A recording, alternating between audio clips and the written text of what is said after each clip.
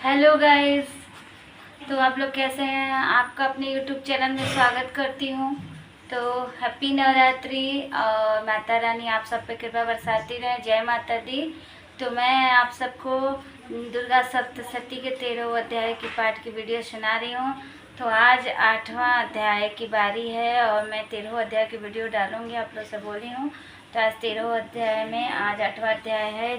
तो एक बार प्रेम से सभी लोग जय माता दी बोलिए और कमेंट में जय माता दी लिखिए। चैनल पर न्यू है तो सब्सक्राइब करिए, लाइक करिए और वीडियो को पूरी सुनिएगा।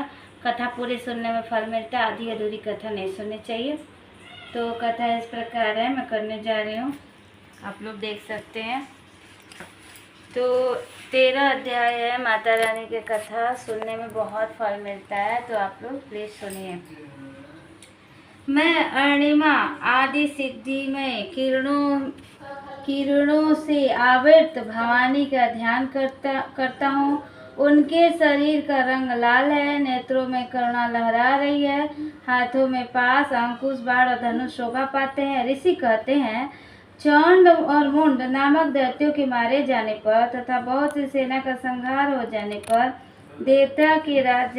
दैत्यों के राजा प्रतापी शुंभ के मन में बड़ा क्रोध आया। उन्होंने दैत्य की संपूर्ण सेना को युद्ध के लिए कूच करने की आज्ञा दी। वह बोला, आज उदययुध नामक 86 दैत्य सेनापति अपनी सेनाओं के साथ युद्ध करने के लिए प्रस्थान करे। कंबू नाम वाले दैत्यों के 84 सेनानायक अपनी वाहिनी से घिरे हुए यात्रा करे। 50 कोटि वीर कुल के और 100 धम्र कुल के असुर सेनापति मेरी आज्ञा से सेना सहित कूच करे। काल का दोहर्द मौर्य काल के असुर भी युद्ध के लिए तैयार हो और मेरी आज्ञा से तुरंत प्रस्थान करे। भयानक शासन करने वाले असुरराज शुंभ इस प्रकार आज्ञा दे सहस्त्रों बड़ी बड़ी सेनाओं के साथ युद्ध के लिए प्रस्थित हुआ। उसकी अत्यंत भयंकर सेना आती देख चंडिका अपनी धनुष की टंकार से पृथ्वी और आकाश के बीच का भाग गुंजा दिया। राजन तदंतर देवी के सिंह ने भी बड़े जोर जोर से दहाड़ना आरंभ किया और अंबिका ने घंटे के शब्द से उस ध्वनि को और बढ़ा दिया। धनुष की टंकार, सिंह की दहाड़ और घंटे की ध्वनि से संपूर्ण दिशाएं गूंज उठी। उस भयंकर शब्द से काली ने अपना विकराल मुख और बढ़ा लिया और इस प्रकार विजयनी हुई। उस तुमुल नाद को सुनकर दैत्यों की सेना ने चारों ओर से आकर चंडिका देवी, सिंह तथा काली देवी को क्रोध पूर्वक घेर लिया। राजन, इसी बीच में असुरों के विनाश तथा देवताओं के अभ्युदय के लिए ब्रह्मा, शिव, कार्तिकेय, विष्णु, इंद्र आदि देवों की शक्तियां जो अत्यंत पराक्रम और बल से संपन्न थी, उनके शरीरों से निकलकर उन्हीं के रूप में चंडिका देवी के पास गए। जिस देवता का जैसा रूप वैसा भेष वैसा वाहन, ठीक वैसे ही साधनों में संपन्न हो उसकी शक्ति असुरों से युद्ध करने के लिए आई। सबसे पहले सहस्र विमान पर बैठी अक्षसूत्र कमंडल से सुशोभित ब्रह्मा जी की शक्ति उपस्थित हुई। उसे ब्रह्माणी कहते हैं। महादेवी जी की शक्ति वृषभ पर आरूढ़ हो, हाथों में श्रेष्ठ त्रिशूल धारण की हो, महानाग कंगन पहने, मस्तक पे चंद्र रेखा से विभूषित हो, वहां पहुंची। कार्तिकेय जी की शक्ति रूपा जगदम्बिका उन्हीं का रूप धारण के श्रेष्ठ मयूर पर आरूढ़ हो, हाथ में शंख शक्ति लिए दैत्यों से युद्ध करने के लिए आई। इस प्रकार भगवान विष्णु की शक्ति गरुड़ विराजमान हो, शंख चक्र गदा धनुष खड़ हाथ में लिए वहां आई। अनुपम यज्ञ बड़ा रूप धारण करने वाले श्री हरि जो शक्ति है वह भी बड़ा शरीर धारण करके वहां उपस्थित हुई। नरसिंह शक्ति भी नरसिंह के समान शरीर धारण करके वहां आए। उसके गर्दन के बालों को झटक से आकाश के तारे बिखर पड़ते थे। इस प्रकार इंद्र शक्ति हाथ में वज्र लिए गजराज ऐरावत बैठ कर आई। उसके भी सहस्त्र नेत्र, इंद्र जैसा रूप है वैसा है उसका बेटा। तदंतर उन देवों के शक्तियों से घिरे महादेवी चंडिका ने कहा, मेरी प्रसन्नता के लिए तुम शीघ्र ही असुरों का संहार करो। तब देवी के शरीर से अत्यंत भयानक और परम उग्र चंडिका शक्ति प्रकट हुई। सैकड़ों गिदड़ियों की भांति आवाज करने वाली थी। उस अपराजिता देवी ने धूमिल जटा वाले महादेव जी से कहा, भगवान आप शुंभ निशुंभ के पास दूत बनकर जाइए और वहां उन अत्यंत गर्वीले दानव शुंभ एवं निशुंभ को दोनों से कहिए, साथ ही उनके अतिरिक्त जो भी दानव युद्ध के लिए वहां उपस्थित है उनसे संदेश दीजिए, दैत्य तुम जीवित रहना चाहते हो, पाताल लोक में लौट जाओ, इंद्रलोक राज्य मिल जाए और देवता योग्य भाग को भोग करे, यदि बल के घमंड में आकर तुम युद्ध से अभिलाषा रखते हो तो आ जाओ, मेरी शिवाय तुम्हारे कच्चे मांस से तृप्त हो जाएंगे। चूंकि उस देवी भगवान शिव को दूत कार्य युक्त नियुक्त किया था, इसीलिए वह शिवदूती के नाम से संसार में विख्यात हुए। महादैत्य भी भगवान शिव के मुंह से देवी के वचन सुनकर क्रोध में भर गए और जहाँ कात्यायनी विराजमान थी वहाँ बढ़े। तदंतर वे दैत्य अमर्ष में भरकर पहले देवी के ऊपर बाण शक्ति वृष्टि आदि अस्त्रों की वृष्टि करने लगे। तब देवी ने खेल खेल में धनुष की टंकार और छोटे बड़े बाणों द्वारा दैत्यों के चला हुआ बाण शूल शक्ति फरसों काट डाला। फिर काली उनके आगे होकर शत्रुओं को शूल के प्रहार से विदन करने लगी और खड़वार उसका कछुमन निकालती हुई रणभूमि में चलने लगी। ब्रह्माणी भी जिस प्रकार जिस ओर दौड़ती उसी ओर कमंडल का जल छिड़क शत्रुओं के ओर जो पराक्रम को नष्ट कर देती थी। माहेश्वरी ने त्रिशूल से, वैश्वरी ने चक्र, अत्यंत क्रोध में कार्तिकेय शक्ति ने शक्ति से दैत्यों का संहार आरंभ किया। इंद्र शक्ति वज्र के पास से विद्रोह हो सैकड़ों दैत्य दानव रक्त की धारा बहाते पृथ्वी पर सो गए। बराई शक्ति ने कितनों की अपनी थुथुन की मार से नष्ट किया। डाढ़ों के अग्रभाग से कितनों की छाती छेद डाली। कितने दैत्य चक्र चोट से विदीर्ण होकर गिर पड़े।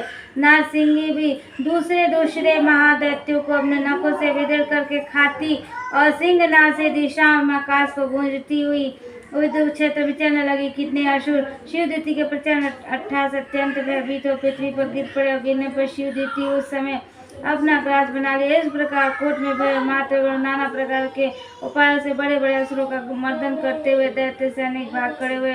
मातृगणों से पीड़ित दैत्यों का युद्ध भागते हुए रक्त बीज नामक महादैत्य क्रोध में बरगत करने के लिए उसके शरीर रक्त बुझ की पृथ्वी पर बूंदे गिरती। उसी समय शक्तिशाली दूसरा महादैत्य पैदा हो जाता था।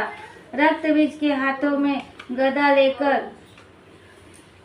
लेकर इंद्र शक्ति के साथ युद्ध करने लगा। तब इंद्र ने अपने वज्र से रक्त बीज को मारा और वज्र के घायल होने पर उसके शरीर से बहुत सा रक्त छूने लगा और उसी के समान पराक्रम योद्धा उत्पन्न होने लगा। उसके शरीर से रक्त की जितनी बूंदें गिरी उतने ही पुरुष उत्पन्न हो गए। वे इस सब रक्त बीज के समान ही वीर्यवान बलवान पराक्रमी थे। वे रक्त से उत्पन्न होने वाले पुरुष भी अत्यंत भयंकर अस्त्र शस्त्रों का प्रकार करते थे। वह मातृगणों के साथ घोर युद्ध करने लगे। पुनः वज्र के प्रहार से जब उसका मस्तक घायल हुआ तब रक्त बहने लगा और उससे हजारों पुरुष उत्पन्न हो गए। वैष्णवी ने युद्ध में रक्त बीज पर चक्र का प्रहार किया और इंद्र ने उस सेनापति को गदा की चोट पहुंचाई।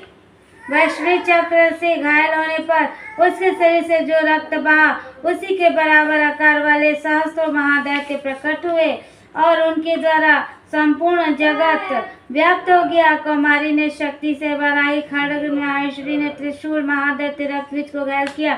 क्रोध में भरे हुए महादैत्य रक्त बीज भी गदा से मात्र शक्ति को पृथ्वी पर प्रहार किया। शक्ति और शूल से बार बार घायल होने पर उसे शरीर से रक्त की धारा पृथ्वी पर गिरी और उसे निश्चय ही सैकड़ों असुर उत्पन्न हुए। इस प्रकार महादैत्य रक्त से प्रकट हुए असुरों द्वारा संपूर्ण जगत व्याप्त हो गया। इससे उन देवता का बड़ा भय हुआ।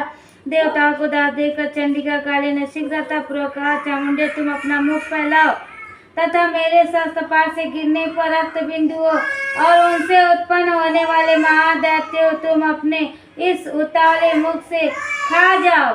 इस प्रकार रक्त से उत्पन्न होने वाले महादैत्य का भक्षण करती हुई तुम रण में विचरती रहो। ऐसा करने से उस दैत्य का सारा रक्त क्षीण हो जाने पर वह स्वयं नष्ट हो जाएगा। उन भयंकर दैत्यों को जब तुम खा जाओगी तब दूसरे नए दैत्य उत्पन्न नहीं हो सकेंगे। काली से यो कहकर चंडिका शूल से रक्त बीज को मारा और काली ने अपने मुख से उसका रक्त ले लिया। तब उससे वह चंडिका का पर प्रहार कर दिया, किंतु उस गदापा देवी को तनिक भी वेदना नहीं पहुंचाई।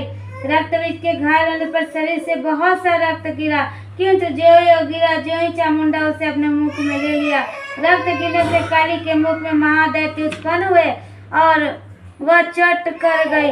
रक्त भी पी लिया। तदंतर देवी रक्त बीज को, जिसका रक्त चामुंडा पी लिया था, वज्र बाण खड्ग रिष्टि आदि से मार डाला। राजा इस प्रकार शस्त्रों के समुदाय आहत एवं रक्तहीन हुआ। महादैत्य रक्त पृथ्वी पर गिर पड़ा। नरेश्वर, इससे देवताओं का अनुपम हर्ष की प्राप्ति हुई और मातृगण असुरों के रक्त पान से मत से उद्दत होकर नृत्य करने लगा। इस प्रकार श्री मार्कंडेय पुराण में सामाणिक मनवंतर कथा के अंतर्गत देवी महात्म्य रक्त बीज वध नामक 8वां अध्याय पूरा हुआ। बोलो भगवती माँ मैनो दुर्गे माँ की जय। तो गाइस 8वां अध्याय पूरा हुआ। आप चैनल पे न्यू हो तो सब्सक्राइब करिए, लाइक करिए और मेरी वीडियो कैसी लगी कमेंट में जय माता दी जरूर लिखिएगा, शेयर जरूर करिएगा। बाय बाय, मिलते हैं नेक्स्ट वीडियो में। जय माता दी।